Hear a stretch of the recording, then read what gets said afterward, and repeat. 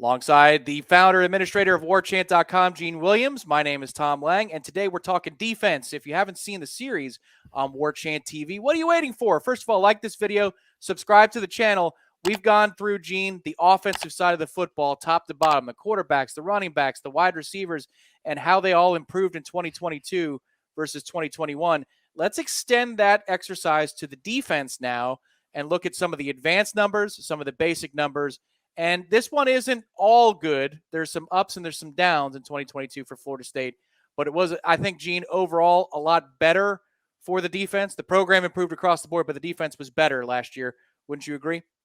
Yeah, I think when you look, you can't look at some of these numbers and not agree that the defense improved, but it's not a solid answer. So, like when you looked at the wide receivers, I mean, every single metric in your eyeballs are better across the board. Jordan Travis is better. The running game is more effective. There's some nuances here. There were some definite parts that weren't that great that actually declined a little bit from last season. So it's not straight up. But Yep. I will say when you look at, you can't improve by 56 yards per game on total defense and give up almost a touchdown less per game Yep. and say they didn't improve. They did improve on the whole, but like you said, man, it's not a clear-cut answer. We'll get into why it's a little bit more difficult to evaluate defense. It's a little Yeah. different. Offense, you kind of know where the ball should be going or where a player should be. Defense is not always clear cut. But Gene spoke to a couple of stats, so let's bring up the basics here of FSU in 2022 and look at their improvement and/or regression from 2021 in several categories. Gene, what stands out to you first here?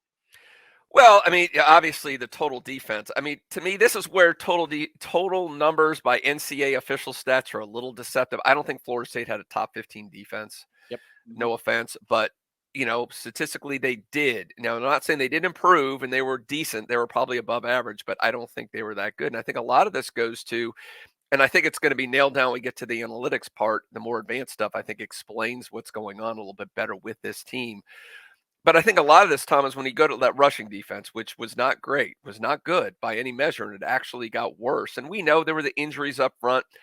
Robert Cooper was nowhere near 100% all season. Fabian Lovett missed several games when he came back. I don't think he was 100% either, and I think they just didn't have the depth up there. And I think teams pushed Florida State around, and we saw that, and you go, well, if all that's going on, why did their total defense improve? Well, look at the games in 2021 compared to 2022. Florida State had 6 blowout wins in 2022, and almost all of those games, they got a big lead. Anybody knows football, what happens when you fall behind? You scrap the running game. Florida State was much better defending the pass, as you can see in there. Their pass rush, which is one of the surprising things, actually got better this past season, even without Jermaine Johnson. I don't think any of us saw that coming.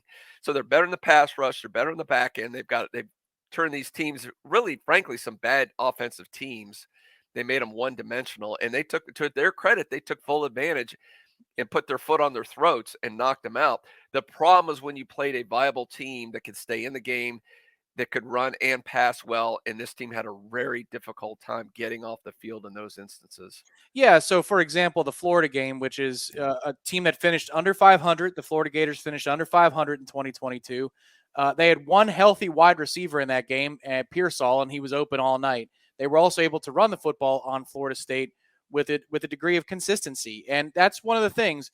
Again, if Fabian Love and Robert Cooper are healthy throughout the year, then the rushing defense numbers look better, I would assume, Gene, and I think it's safe to assume that much.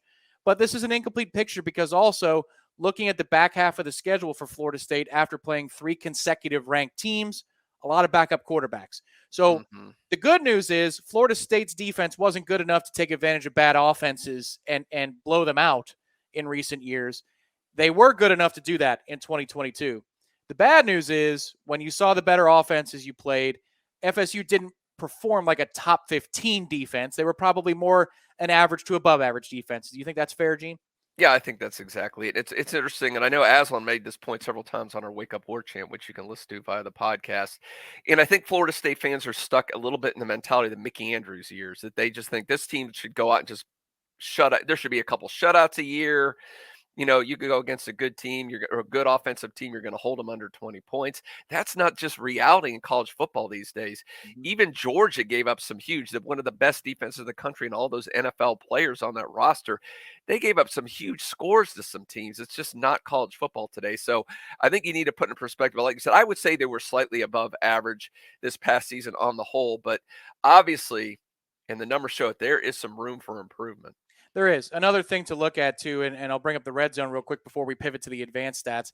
Got worse in red zone this Yeah. year. Gene, this is something that Ira talked about as well. This whole staff at Warchant, it's like they're good at covering football or something. But Ira was positing that if the interior of the defensive line is healthier, the linebackers look better, and the Yeah. linebackers grade out better, and they're able to make more plays in the backfield or at the line of scrimmage. And in situations like the red zone, when the area gets shorter, if your front is healthier, everybody else looks better, maybe than they actually are in reality in a vacuum. But then you see those numbers develop to the Yep. good side. And Florida State wasn't exactly healthy at linebacker either. Tatum Bethune had a shoulder issue. I know that Kalen DeLoach wasn't 100% after the first few games of the season. So FSU needs more depth. But then also, if the injury luck up the middle is a little bit better, those numbers might Yeah. actually improve in 2023. Now to the advanced stats.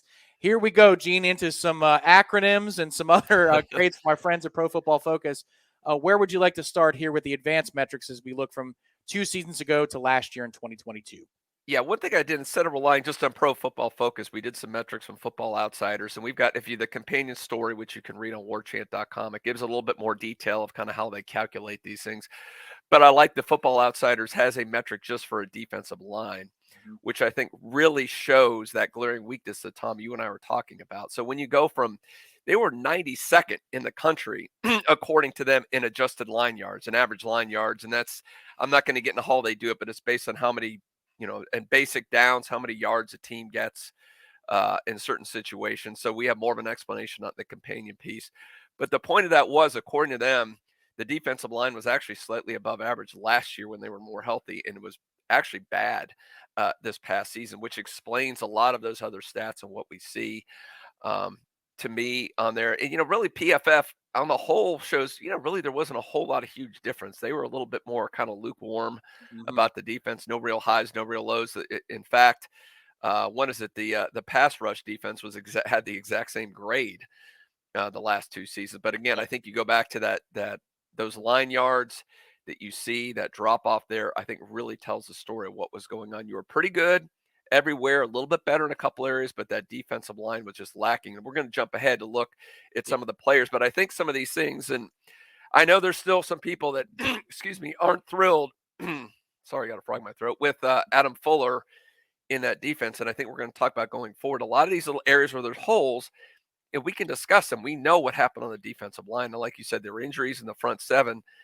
I don't think those are going to be the issues unless there's some weird injury situations going forward. So I think we're going to have a really true judge of the defense and Adam Fuller when we look ahead to 2023. Yeah, one of the things, and we'll pull up individual grades as well. One of the limitations with Pro Football Focus, where I have a tough time, and we brought this up in previous videos, is if you dominate Duquesne, that counts the same as struggling Yeah. against Florida, which is just not reality in college football. You know that a game, and Florida's not, again, they went under 500 last year, folks. So you can't weigh an FCS opponent or a low level FBS opponent the same as when you face Or Miami. or or Miami. Well, that's low level FBS. Yes, I'm saying. Yeah, absolutely. As you would say a Clemson when it's firing on all Yeah. cylinders, or an offense like Wake Forest last year. We know that those games are a better barometer because if you're trying like Florida State to be a playoff team, you got to perform against those groups. So the one limiting factor there is that the Duquesne game counts the same as Wake Forest. That shouldn't be. The second thing is it's hard to know what the scheme was calling for on defense. You can see when Johnny Wilson drops a ball that he should have caught a ball and the ball is where it needs to be, and that's the route he should have run. But sometimes you don't know where a safety should have been relative to a Mhm. linebacker, relative to the scheme of the front. Maybe they're in the wrong gap, and so something looks wrong. And you blame the guy who misses the tackle, but it should have never been in that position in the first place. So there are limitations to defense when it comes to individual grades. That said, let's pull up and take a look at some of Florida State's returners that were on the roster Yeah. and then some of the newcomers and where PFF liked them in addition to their basic stats.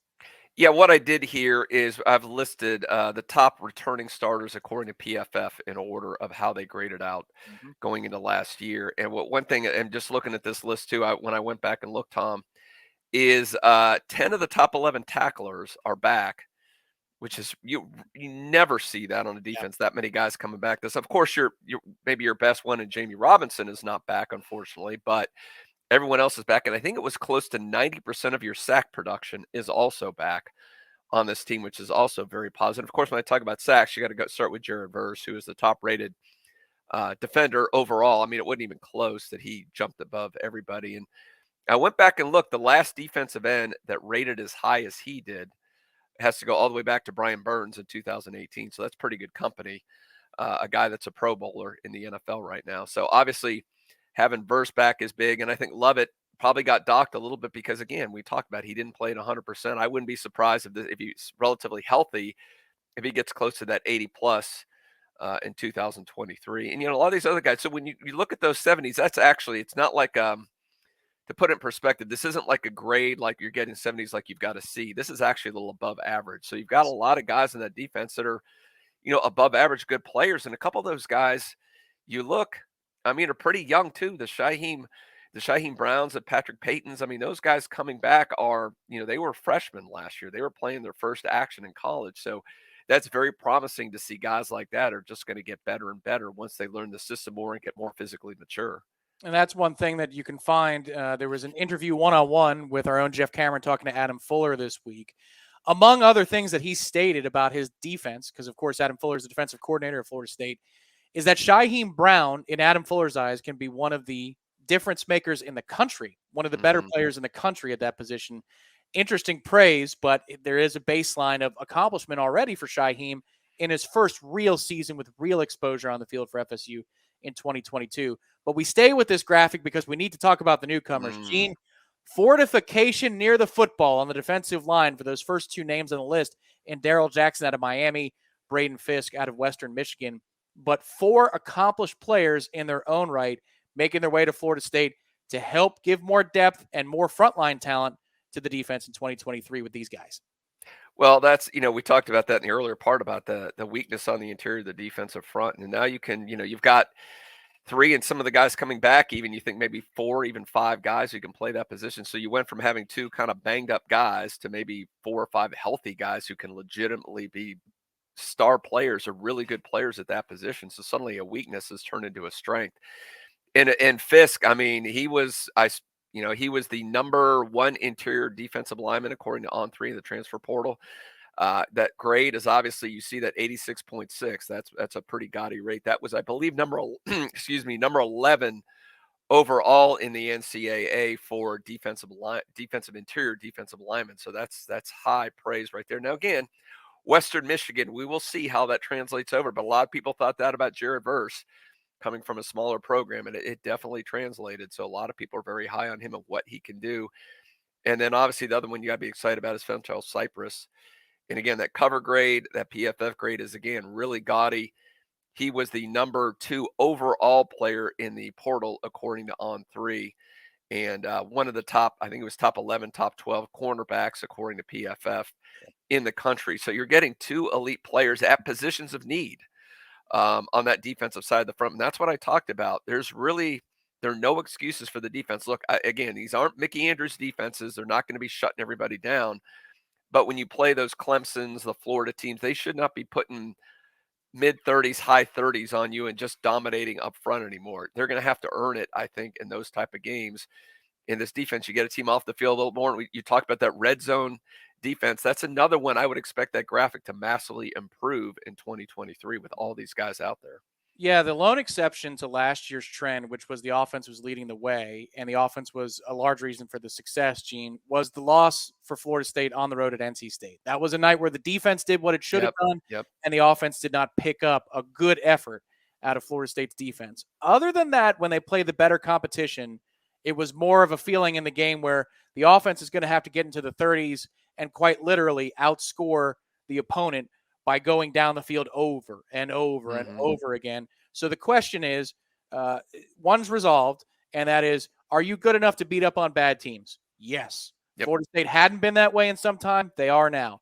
But now when you face the LSUs and the Clemsons, and you do that in the first 4 weeks of the season, are they going to have, their season high output against you in some categories, or can you hold them down?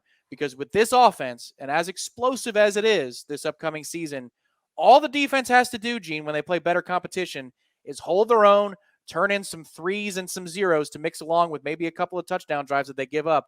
If the opponent's in the upper 20s to the 30-point threshold, Florida State should be okay enough to be a playoff contender. Would you agree with that oversimplified assessment, or do you think the defense needs to be even better than that for FSU to make the playoff?